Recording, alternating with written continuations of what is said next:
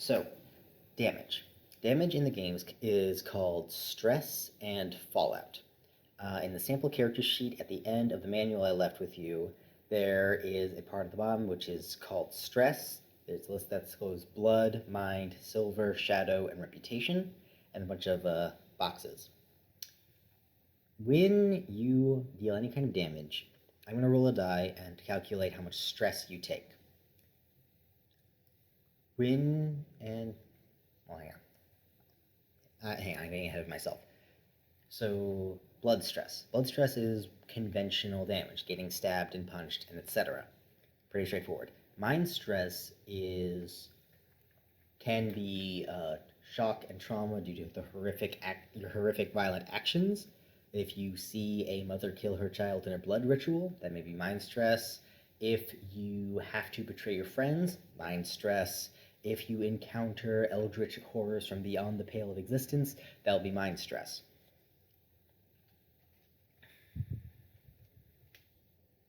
Or maybe you're just studying for finals. That would also be mind stress. Silver stress is money. Basically, situations may involve, for instance, you may need to bribe a guard, you may need to buy supplies, and that may hamper your progress. Now, you won't have a list of how much money you have. That is the effects of stress will be fallout. So, for instance, fallout is just consequences of that. Now, taking fallout will reduce the stress that you have, and I haven't gotten to shadow reputation stress yet, and I should do that before describing fallout. So, shadow stress is your anonymity. You are acting as covert agents against the city government. So, it's in your favor for the city government not to know that you exist. If you are known as a wanted fugitive by the government, then the ministry, the shadow organization that you work for, will cut you loose. You will not receive any more orders, and they will not support you anymore. You are a liability. So you don't want shadow stress. And shadow stress may apply when you're caught doing an illegal act, when the bomb you're making goes off in your apartment building and the city watch comes to see what's going on, anything like that. Now, similar to shadow, but very different, is Similar to shadow is reputation stress. Reputation is, well, it's your reputation. You're going to be a member of the ministry, and probably other organizations. You may be a cleric of some kind, and who is a member of both a religious organization and the ministry, and you may embarrass yourself while wearing the uniform of your order, and that will extend that embarrassment to them. Or you may take advantage of your position. You may behave in a way that is unbecoming of your religious or fraternal order, and which will then give you a reputation as an unreliable or embarrassing person, and it will stretch your bonds, which maybe it would fall out. I'm getting there, trust me. So when I give you an amount of stress, you'll just mark off how much you have, and then I'll roll a d10. If I roll a number under the amount of stress that you have, and I think if I roll the exact amount, it also applies, you'll take fallout. Fallout is, well, it's fallout. It's the consequences of your actions. So, as an example, blood fallout is maybe lightheadedness due to blood loss, unconsciousness, losing an arm, who knows, depending on how bad it is. There's scales to fallout. If it may be major, medium, or minor. Hard to say. Mind fallout could be some form of insanity or memory loss.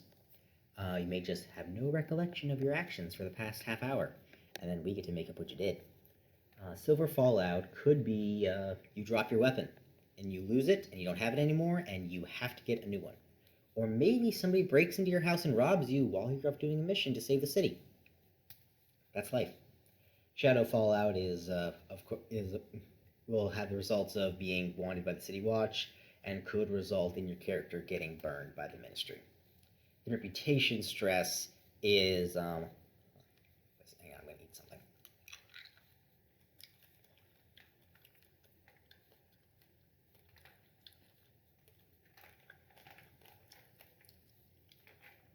It's like 3 a.m. I need sugar. And reputation fallout is just getting a bad reputation in the groups that you're in. Removing stress. Well, taking fallout removes stress. Depending on how bad it is, it can remove either a D3 up to a D8 of stress, possibly getting rid of it. And then if you're still in the situation, you may take more. Also, you can do, and it's not the recommended action, it's called laying low. You just lay low, wait for the heat to die down, patch your wounds, get new stuff, etc. The problem is that the plot will continue without you, and that may get you in an even worse situation down the line. And the third is called refresh. When you pick your character class, it will come with a refresh action, and that can be well, it depends on what it is. But basically, if you take the refresh action for your class, then depending how much it is, you roll a D3, D6, D8, and remove that amount from any of your stresses.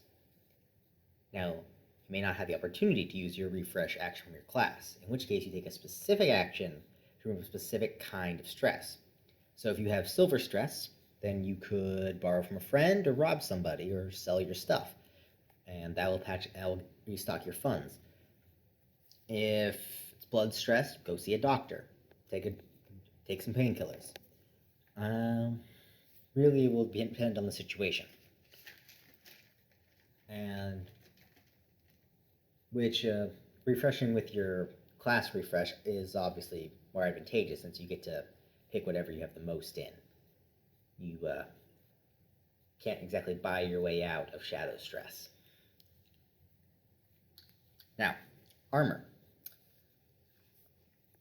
You can obtain resistance slots. Basically, with the example of armor will give you blood resistance slots. So for instance, if you're wearing armor that gives you 2 blood resistance slots, and you take 3 blood stress, you will only mark 1 blood stress. You subtract your resistance slots from the stress inflicted. And your class that you pick will give you some resistance slots in various types of stress depending on what you pick.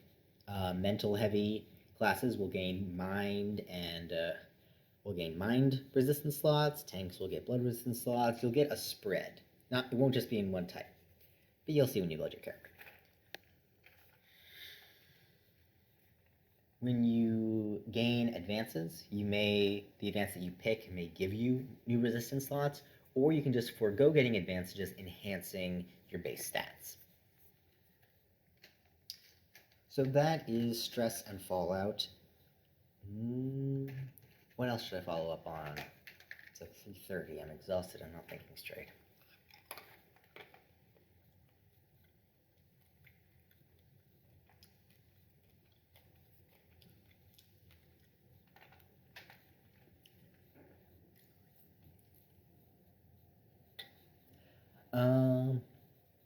If you want, I can make a video just giving like 2-sentence descriptors of each of the character classes to give you an idea of if you're having trouble like figuring out what you want to pick, but I think you guys will be fine there.